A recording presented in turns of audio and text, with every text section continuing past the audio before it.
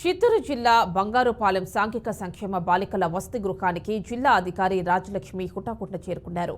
భారీ వర్షానికి వసతి గృహం నీటి ప్రవాహానికి గురైంది. ఈ ఘటనపై జిల్లా కలెక్టర్కి నివేదిక పంపుతామన్నారు.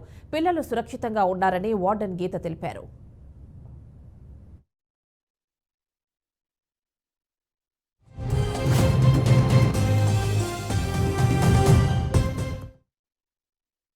ఫోన్ వచ్చింది. ఇక్కడ కొంచెం హాస్టల్ అంతా కూడా వాటర్ వచ్చేసాయి, పిల్లల్ని షిఫ్ట్ చేస్తున్నామని వార్డెన్ కాల్ చేశారు. సో ఇమీడియట్గా ఇక్కడికి రావడం జరిగింది. రాగానే ముందుగా మేము ఆలోచించింది పిల్లల్ని సేఫ్ ప్లేస్లో చేర్చాలని చెప్పి. అనుకోకుండా ఫార్చునేట్లీ లక్కీగా మనకు ఎదురుగానే ఎంపీపీ ఎలిమెంటరీ స్కూల్ ఉంది. ఆ స్కూల్లోకి పిల్లలంతా కూడా సేఫ్గా చేర్చేసి భోజనాలు అక్కడే ఏర్పాటు చేయడం జరిగింది. అండ్ అక్కడే పడుకోబెట్టడం కూడా జరిగింది. నైట్ అంతా సేఫ్ గడిచింది. అండ్ ఇప్పుడు వచ్చాము, ఈ వాటర్ అంతా అవన్నీ క్లీన్ చేయించేసి ఇక్కడ కొంచెం డ్రైనేజ్ వాటర్ కూడా కలిసి వచ్చేసింది.